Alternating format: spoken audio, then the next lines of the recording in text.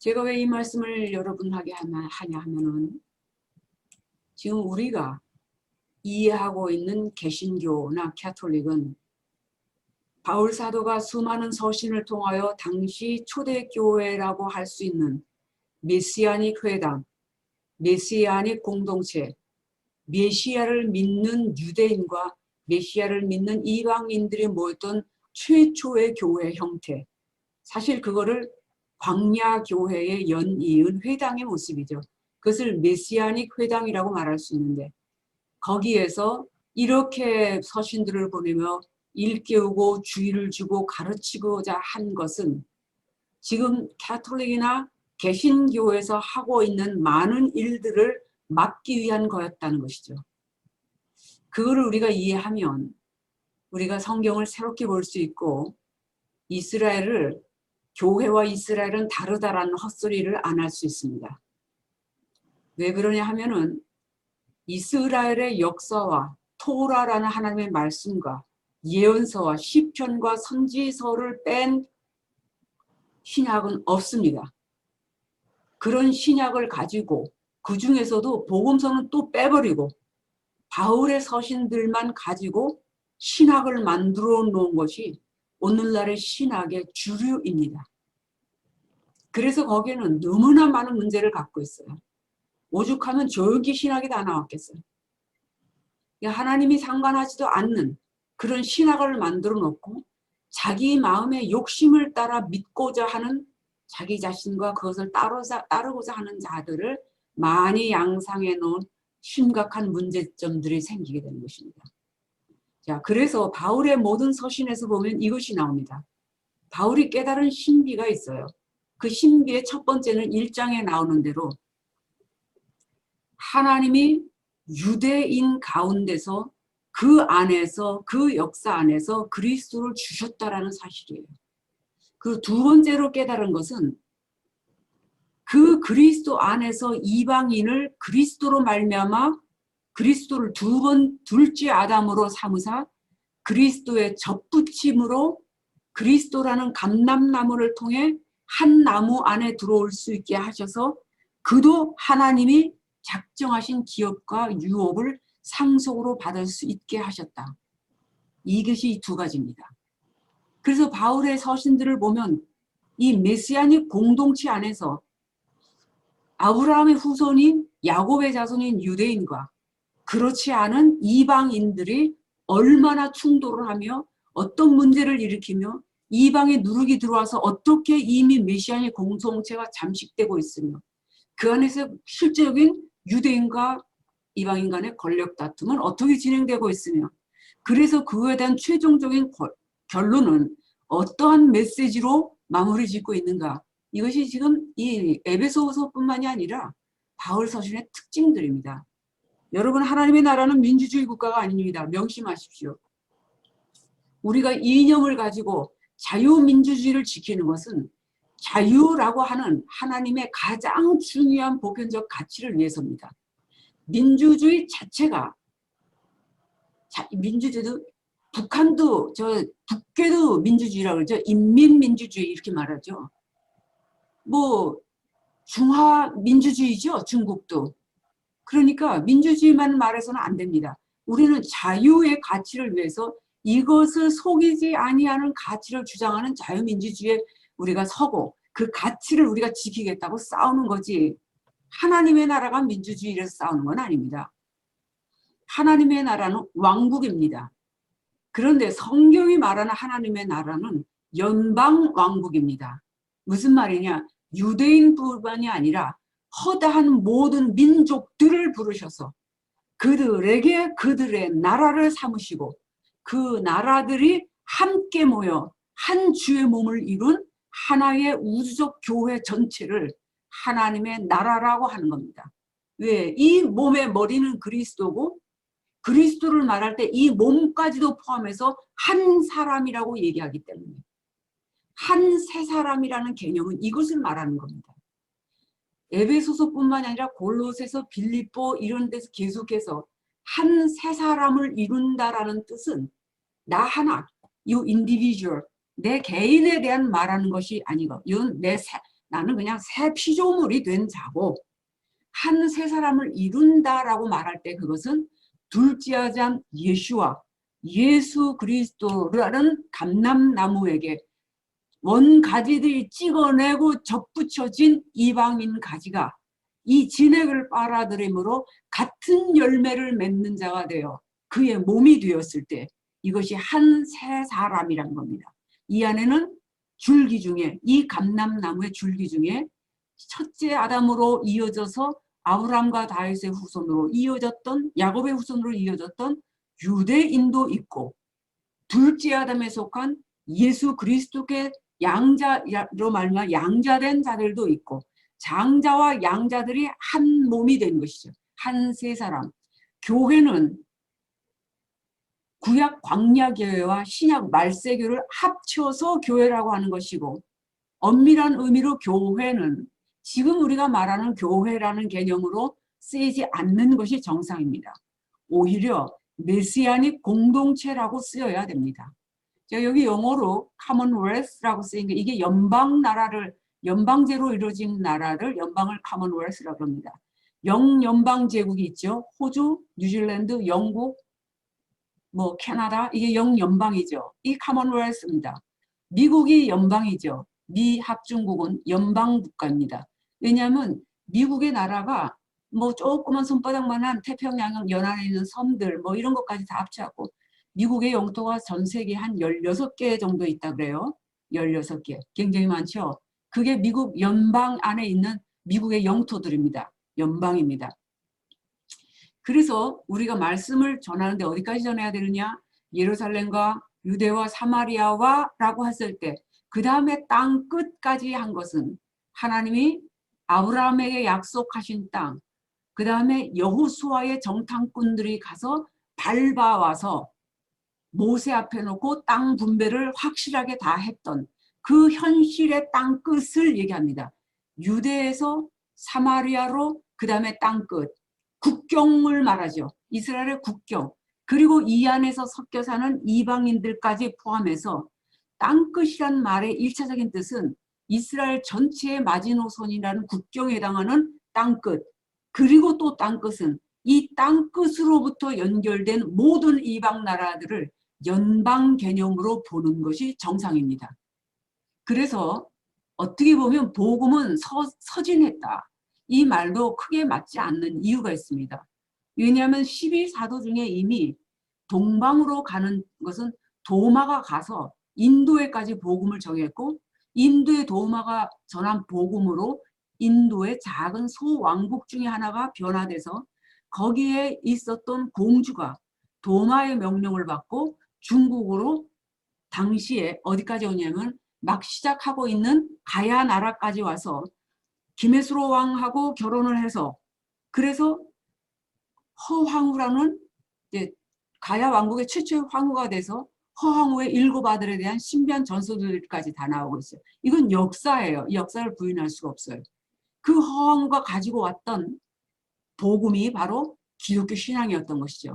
이미 1세기에 도마로 인해서 벌써 우리나라 가야 시대가 만들어질 그 당시 400년, 500년, 600년, 300년, 500, 600년 할 그 당시에 벌써 이미 우리나라에까지 복음이 전해서 동방 끝이라고 할 수 있는 우리나라까지.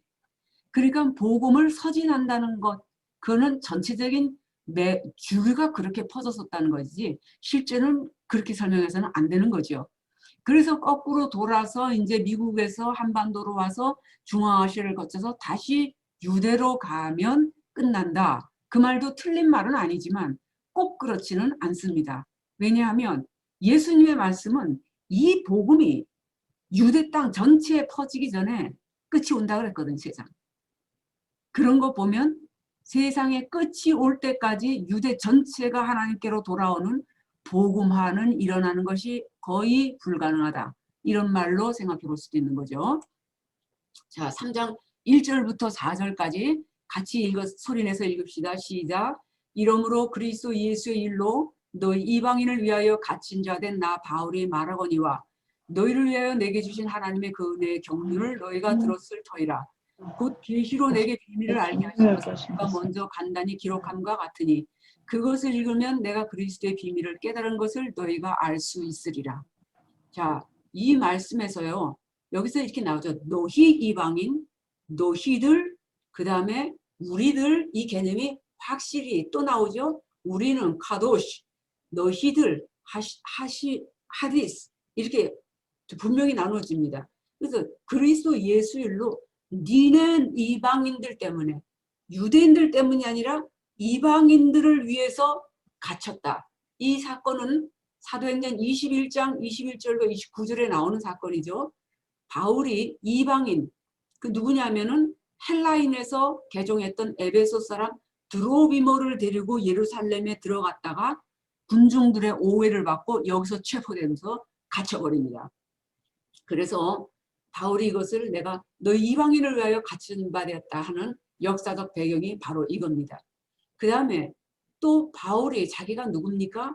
베냐민 지파입니다. 이 베냐민 지파에 대해서는 지난번에도 얘기했지만 이 야곱의 자손들이 70인의 권속이 애굽으로 내려가기 직전에 요셉이 유다에 의해서 베냐민을 볼모로 잡아놓습니다. 당시 요셉은 이방인입니다. 애굽의 총리이기 때문에 이들의 머리 안에서 요셉 총리는 이방인인데 그 이방인이 지금 볼모 베냐민을 잡아놓게 하는 것이죠. 잡아놓겠다고 이렇게 하는 것이죠. 그래서 이러한 과정을 볼 때 바울은 베냐민 지파로서 자기가 또한 이방인을 위한 볼모와 같이 잡혀 있으므로 베냐민을 위해서 이방인인 요셉과 나머지 자기 형제들 유대 민족이라고 할 수 있는 이들이 화목하게 된 것처럼 바울이 볼모로 잡혀 있으므로 너희 이방인과 메시아닉 주와의 사이에 그리스도 예수의 일로 화목해 하고자 하는 것. 그래서 너희를 이방인을 위하여 내게 주신 하나님의 은혜의 경륜이라는 것은 하나님의 경영하심과 행정을 말해요. 이 하나님의 경영하심이 바로 이런 것이 있는 것이다. 그래서 내가 이렇게 갇힌 것이다. 너희로 인해서 갇혔지만 내가 이렇게 볼모가 된 것도 하나님의 경영하심과 그의 행정을 인해서 그런 것이다. 그러는 중에 내가 계시로 비밀을 알게 된 건데 이게 내가 전에 너한테 기록했었지. 여기 비밀이란 미스테리온, 영어 미스테리의 헬러 그리고가 이겁니다. 미스테리온. 이건 단순한 시크릿이라고 말하기에는 더 그 이상의 깊은 내용을 갖고 있는 걸로 말합니다. 그래서 내가 너네한테 이 에베소서를 기록하기 전에 갈라디아서를 먼저 보냈어요. 그 갈라디아서는 그리스도의 비밀에 대해서 설명하고 아주 집중적으로 설명하고 있는 그 서신인데 그거 읽으면 내가 그리스도의 비밀을 깨달은 것을 너희가 알 수 있다. 이렇게 설명하고 있죠. 그래서 여기서 비밀, 그리스도의 비밀에 대해서 이 짧은 4절에서 이렇게 강조하고 있습니다.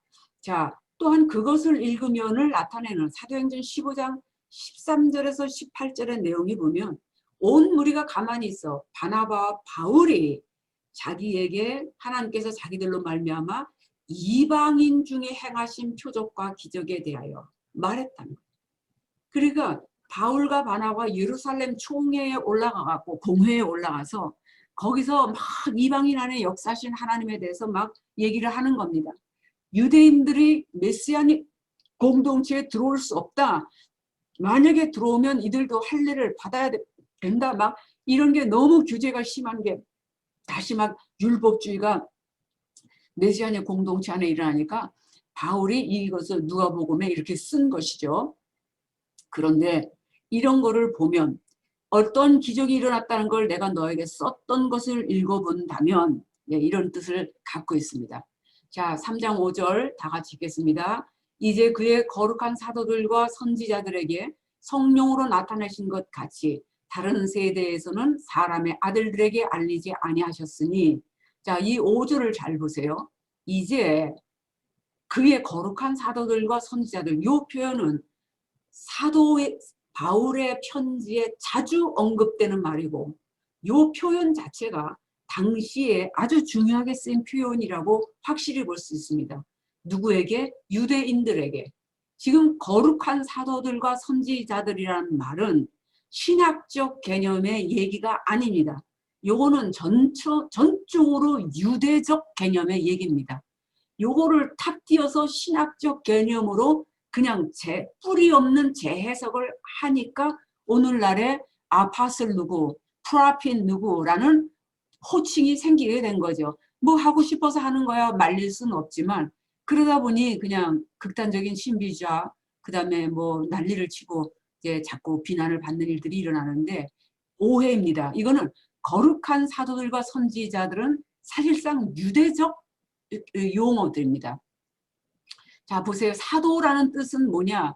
우리는 이렇게만 알고 있습니다. 보내심을 받았다. 그런데 무엇을 위해 무엇을 이렇게 어떻게 이런 것들이 빠진 상태로 보내심을 받았다. 이렇게만 하니까 하나님이 나를 저 나라 선교사로 보냈다. 그럼 그게 바로 사도야, 아포스톨로스, 사도야 이렇게 말하지만 no, 그게 아닙니다. 이 당시에 쓰인 사도들이라는 표현은 사도라는 거는 중요한 국가적 공문서 혹은 회당의 공문서, 그러니까 정치적으로 공인된 문서, 종교적으로 공인된 문서를 가지고 명령받은 곳으로 가는 사람, 이게 아파스톨로스입니다. 사도입니다. 공문을 가지고 전달하는 전권 대사를 아파스톨로스라고 합니다. 그러니까 이 대사가 그 안에 어떤 특별 대사권을 가지고 그 일을 전달하면 이것은 이 왕권으로부터 확인된 문서며 이 회당으로부터 확인된 문서다라는 것을 알려주는 겁니다. 그런 의미에서는 모세도 사도입니다. 왜? 하나님의 중요한 공문서를 받고 어디로 보내졌습니까?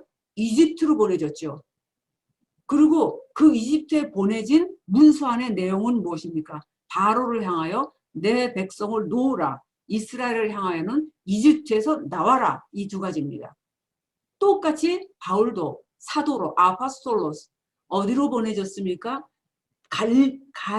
가이사 로마 황제 앞에 서야 한다고 하면서 하나님이 그에게 주신 복음의 이 비밀을 가지고 누구에게? 로마로 보내줘서 가이사를 만나게 만듭니다. 하나님이 직접 예수께서 직접 말씀하신 그 공문서를 가지고 로마의 가이사에게 보내줬어요. 그래서 그는 아파스톨로스입니다. 이게 보내졌다는 거는 항상 이걸 염두에 두세요. 공문서를 가지고 전권 특사로 가는 것. 이게 아파스톨로스가. 그래서 이 둘의 공통점은 이겁니다. 모세와 바울은 보내심을 받았다는 것. 첫째. 그 다음에 이집트는 성경의 예언과 역사에 등장하는 세상 나라라고 하는 모든 제국의 머리입니다. 그 다음에 로마는 그 제국의 다리와 발, 최종적인 나라입니다. 그런데 이 두 나라에 보내졌다라는 말이 아주 강조되면서 나타납니다. 그러니까 세상 나라의 시작과 세상 나라의 끝이라고 할 수 있는 이 두 영역에 주 예수 그리스도께서 대선지자와 대사도이신 주 예수께서 이들을 아파스톨로스 보냈다. 그들에게 무엇을 들려서 보냈습니까? 이집트에서 해방시켜서 이집트에서 나와라. 너희는 로마에서 나와라. 이집트의 풍습과 종교와 행위와 그들의 문화를 본받지 말고 나와라. 로마의 풍습과 종교와 문화와 그들의 행실을 본받지 말고 나와라. 이것이 메시지의 핵심입니다. 그래서 성령으로 나타나신 것 같이 다른 세대에서는 이건 지나간 세대에서는 같은 뜻이에요. 구약 세대에서는 사람의 아들들에게 알리지 않았으니 자, 이 사람의 아들들 여기에서 이 아들들은 그냥 인간들은 말하나 보다. 우리는 이러고 이렇게 넘어갑니다. 그러나 이것을 원어로 보면 이거는 그런 뜻이 아닙니다. 원어 자체로 사람의 아들들은 그 사람의 그 아들들입니다. 그러면 이 그 사람들의 그 아들, 그 사람의 그 아들 이렇게 표현된다면 그 사람은 누구며 그 아들은 누구냐 이거죠. 그래서 사람의 아들들이라는 것을 원어 자체로 봤을 때는 이 아들은 첫째 아담과 둘째 아담이신 예수와 예수님 그 사이에 오르내리는 계보들에 대한 얘기입니다. 이게 누가복음 족보에 나오는 거죠. 누가복음 족보는 예수로부터 아담까지 올라가는, 거꾸로 올라가는 족보입니다. 이것이 바로 다른 세대에서는 하는 그 안에 포함되는 사람의 아들들, 이들에게는 다시 말하면 아담으로부터 예수님 직전까지, 예수님까지에게는 알려지지 않았던 것, 보내지지 않았던 그리스도의 비밀이라 그 말인 거죠. 그래서 예수님은 첫째 아담의 아들로 나타나셨기 때문에 그를 인자다라고 얘기한 거였죠. 왜냐하면 첫째 아담의 혈통 안에서 아브라함과 다윗의 왕통을 따라 육체로 세상에 오셨기 때문에, 그래서 예수님 자신을 인자가 들려야 하리라 라고 말씀하신 그도 인자에 해당하는, 여기에 사람의 아들들, 그 사람의 그 아들에 해당되는 겁니다. 그리고 이 아들들은 모든 사람을 말하는 것이 아니죠. 모든 인간을 말하는 것이 아니라 약속의 자녀들을 말하기 때문에 이들을 인자들이라고 말합니다. 자, 그러면 거룩한 사도들과 선지자들에 대한 것 잠깐 봅시다. 사도행전 15장 13절 18절을 보면 말을 마침에 야고보가 대답하여 이르되 형제들아 내 말을 들으라. 하나님이 처음으로 이방인 중에서 자기 이름을 위할 백성을 취하시려고 그들을 돌보신 것을 시몬이 말하였으니 선지자들의 말씀이 이와 일치하도다. 기록된 바 이후에 내가 다시 돌아와서 다윗의 무너진 장막을 다시 지으며 또 그 허물어진 것을 다시 지어 일으키리니 이는 그 남은 사람들과 내 이름으로 일컬음을 받는 모든 이방인들로 주를 찾게 하려 함이라 하셨으니, 즉 예로부터 이것을 알게 하시는 주님의 말씀이라 함과 같으니라. 자, 야고보 사도가 일어나서 이제 막 예루살렘 공회 총회에서 뭐 난리가 막 나서 시끄럽게 떠든 일이 발생하니까 이제 얘기를 합니다. 내 말 좀 들어봐. 하나님이 이방인 중에서 자기 백성을 위한 이름을 취하시려고 처음부터 선지자들을 통해서 이렇게 말씀하시지 않았냐. 16절 내가 돌아와서 다윗의 무너진 장막을 다시 일으키며 그 허물어진 것을 다시 짓겠다 했는데, 이것은 어디에 언급되어 있는 것이냐? 이것은 아모스 9장 마지막 절에 있는 거야. 그들이 내가 준 땅에서 다시 뽑히지 아니하리라, 그 말씀에 대한 예언이 아니냐. 그리고 야고보가 얘기하는 것은 아모스서 9장이 무엇을 말하느냐? 이방인의 구원에 대한 예언이 아니냐. 내 이름으로 이방인들이 주를 찾게 하려고 내 이름을 통하여 일컬음 받는 모든 이방인들로 하나님을 알게 하려고 하는 것 아니냐. 니네가 왜 이방인들을 그렇게 하나님의 뜻 안에서 보지 못하고 있느냐. 이런 말씀을 지금 하고 있는 것과 같습니다.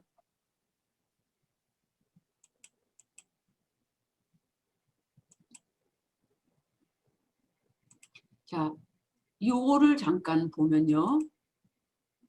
아까 내가 첫 나라와 마지막 나라에 대한 얘기를 한번 했는데, 이거 다시 한번 말씀드리면 바울도 아포스톨로스,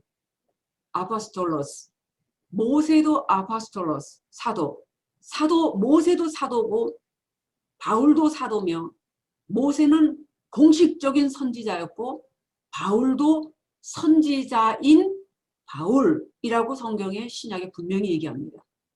그러면 다니엘의 환상을 본 것의 시작은 바벨론이었지만, 요 바벨론 이전에 있었던 이집트는 모세를 보냈는데, 이 이집트가 세상 모든 제국의 영적 근원입니다.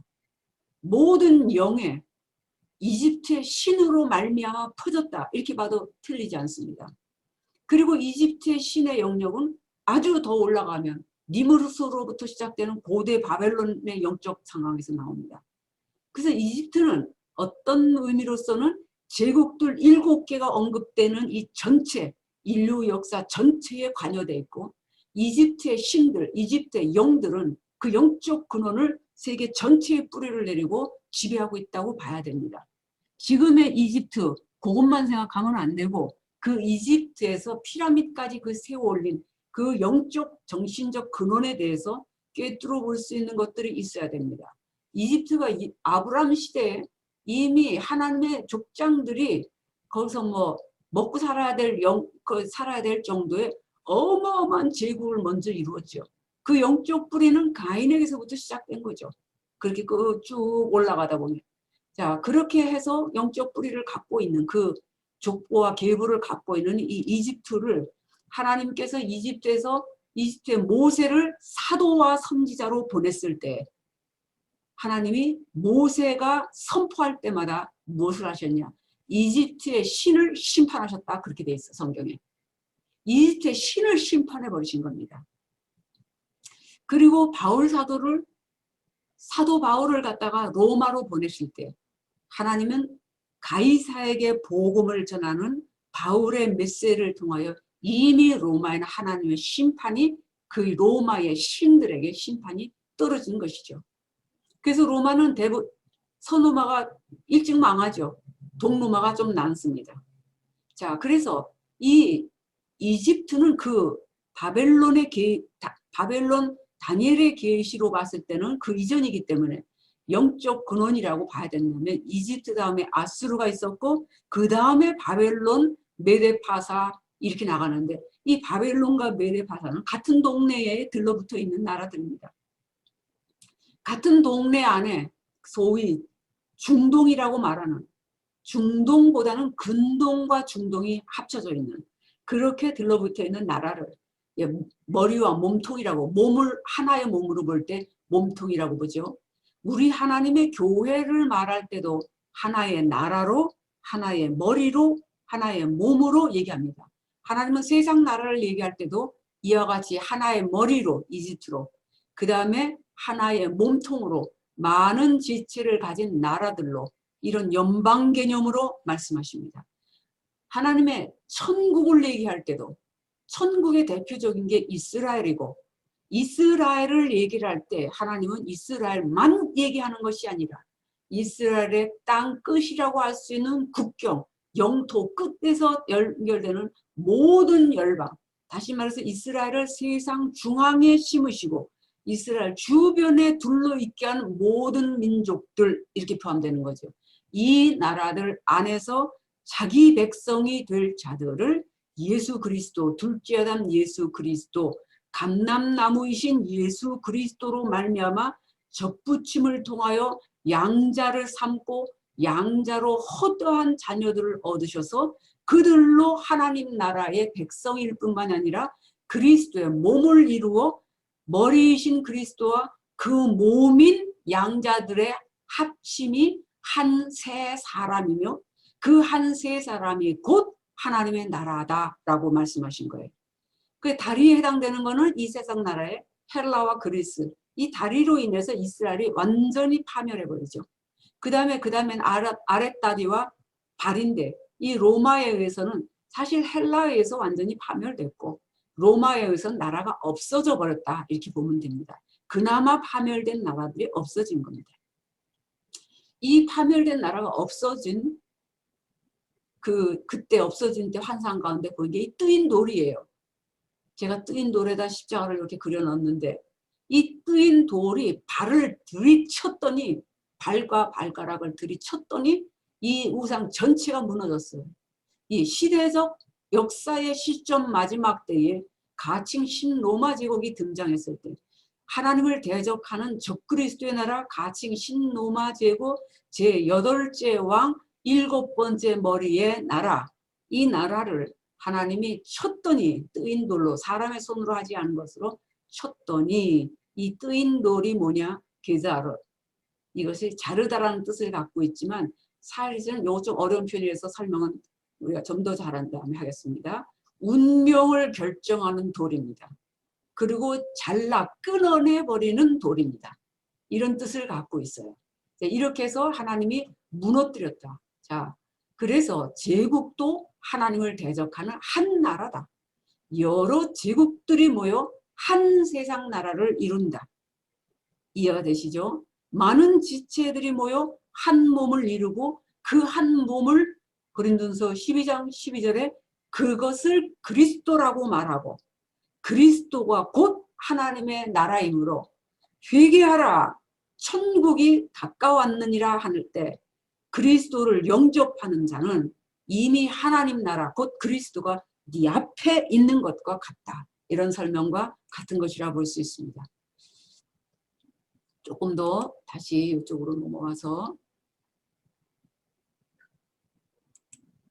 그래서 3장 5절 그 다음에 3장 6절 7절을 보면 이는 이방인들이 복음으로 말미암아 그리스도 예수 안에서 함께 상속자가 되고 함께 지체가 되고 함께 약속에 참여하는 자가 됨이라. 이 복음을 위하여 그의 능력이 역사하시는 대로 내게 주신 하나님의 은혜의 선물을 따라 내가 일꾼이 되었노라. 자, 은혜라는 말 이거 정말 잘 이해해요. 정말 잘 이해해야 돼요. 바울이 깨달은 복음, 바울이 깨달은 그리스도의 비밀이 두 가지라고 말했죠. 에베소에서 말합니다. 바울의 모든 서신에서도 해당되지만 특별히 에베소에서 이 비밀이 두 가지인데 바울은 너무나 놀랐다는 거죠. 왜? 바울은 토라를 철저히 배우고 모든 선지자를 완벽하게 이해하고 시편과 문학서, 시가서에 해당됐던 걸 가지고 멋진 철학적 논쟁을 할 수 있는 당대 최고의 학자였던 그 바울이 하나 그리스도가 한번 때려갖고 눈을 멀었다 비닐 한번 뜯겨져 나가고 안수 한번 받아 성령 받으니까 이 사람이 계시가 임하여 열리기 시작해서 그 눈을 뜨게 하여 사단에게서 하나님께로 돌아와서 보니까 어떤 일이 있느냐. 이스라엘 나라는 이스라엘만을 위한 것이 아니라는 것을 알게 된 거죠. 그것이 자기로서 너무나 놀란 거예요. 이스라엘 이외의 존재에 대해서는 개라고 생각했는데 왜냐하면 조상들이 다 그랬고 그것은 하나의 진실이고 전 세계에서 하나님만 이 창조주가 위대하게 히브리어를 우리에게 직접 주셨고 그 히브리어의 그 비밀로 말하면 어떤 언어도 따를 수가 없고 뭐 바울의 자부심은 대단한 거였죠. 그런데 알고 보니까 그게 아무것도 아니라는 거예요. 그게 배설물에 지나지 않을 정도로 엄청나고 놀라운 하나님의 경륜이 이루어지고 있는 그 비밀이 은혜이더라. 그 은혜가 뭐냐? 그 은혜가 아브라함의 자손이 아닌 자들에 대하여도 놀랍게도 너무너무 기가 막히게도 어떤 의미에서는 아브라함의 자손이 아닌 아브라함 위에 올라가서 셈의 아브라함의 한참 구대 위로 올라간 셈의 자손들로 포함하면은 이 엄청난 유대인은 극히 적고 나머지 전체의 모든 세상의 사람들을 향하여 하나님이 은혜를 주시는 것이 무엇이냐? 바로 이스라엘이라고 하는 선택적 민족을 통하여 그리스도 예수라고 하는 감람나무, 이스라엘의 국가가 감람나무이라 국가적 나무가 감람나무와 무화과나무 이 두 가지인데요. 예수님이 자신을 감람나무로 얘기하셨으니까 이 감람나무인 둘째 아담이신 메시아 예수 그리스도를 통하여 이방인들 허다한 이방인들도 접붙임으로 말미암아 아브라함에게 주셨던 모든 약속에 참여할 수 있는 상속자여 후사가 될 수 있다는 것 이것이 너무너무 기가 막힌 비밀이었더라 이거죠. 함께 쉼 이 뜻은 같은 몸에 속하고 이 뜻을 갖고 있습니다. 같은 몸, 같은 상속자, 같은 언약, 같은 약속. 그래서 이방인들도 복음, 접붙임으로 이스라엘 아브라함의 약속에 참여할 수 있다는 이 복음이 은혜로 주어진 건데 이 은혜는 갑자기 이제 예수 믿었으니까 예수 이전에 유대, 이스라엘, 토라, 율법, 구약 다 무시해버려도 상관없는 것이 아니고 토라를 받들고 살아온 믿음의 기반이라는 역사적 사실 안에서 유대인들로 말미암아 구원의 근원이 되신 그리스도가 오게 하시고 유대인이신 예수와를 메시아로 세상에 보내신 그분을 통하여라는 역사적이고 실증적인 정당한 해석이 없이 이거 다 버려도 그냥 어디서 떨어진지 모르지만 그 예수 할렐루야, 예수, 그냥 하늘에서 뚝 떨어진 예수 얘기만 해도 구원이 있다고 말하는 이것이 바로 마귀가 말하는 이방인의 누룩입니다. 이것 때문에 율법을 약화시키니까 하나님 사랑하는 법이 무엇인지, 하나님이 사랑할 때 마음에 어떤 질서와 법을 갖고 사는지를 무시해버리니까 애굽 사람으로 살고 바벨론 사람으로 살고 이 안에는 가나안 사람으로 살면서도 복거리고 바가지만 벅벅 끓고 그것을 기도라고 생각하며 사는 기복주의 신앙이 누룩과 같이 전 한국교회, 전 세계교회에 퍼지는 것입니다. 그래서 텍사스에 그만뒀다는 조엘 오스틴, 그 얼굴 보세요. 그 인간은 그게 목사가 아니야, 뱀이지. 이런 말도 못해요. 고상한 말만 해야 다가 아니에요. 아닌 건 아니라 그래야 돼요. 조영기 목사님 죄가 큽니다. 그가 이런 일도 크지만 죄도 너무 커요. 지금도 그러고 있는 목사님들은 더 기가 막힌 목사님들입니다. 조영기 목사님 시대는 우리나라가 너무너무 가난하니까 판자촌에서 밥 세 끼도 먹고 동양 거지 생활을 하는 판자촌 그 거민들을 모아놓고 하려니까 하나님이 당신들 밥 잘 먹고 옷 잘 입고 성공하게 하실 거다, 이러한 소망을 주기 위해서 시작했다고 하면 조 목사님을 비난하는 이유가 없습니다. 근데 나중에도 그것이 바뀌지 않았을 때 이제 좀 더 어려워지는 거지만, 그러나 지금은 그런 시대가 아니거든요. 지금은 진짜 너무 배가 부르니까 자꾸 딴 생각하다가 죽을 생각만 하는 시대인데, 이 시대는 정신 차리게 만들어야 될 때죠.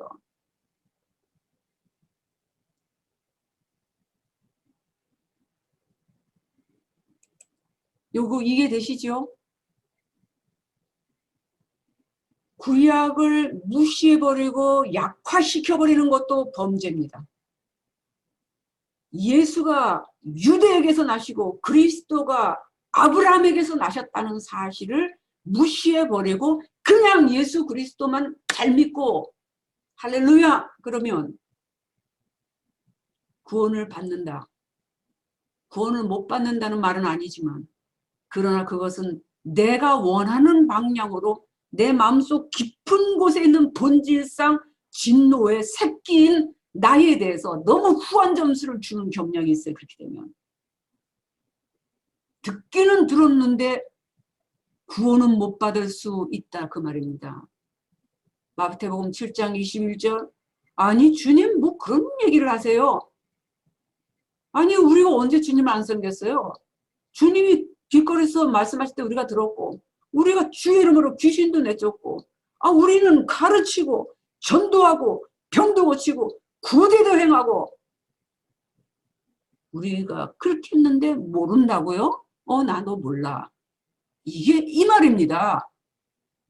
넌 네가 그렇게 살고 싶어서 네 욕심대로 살았고 네가 원하는 대로 사느라고 내 이름을 차용했어. 종교적인 교양으로 이뤘어.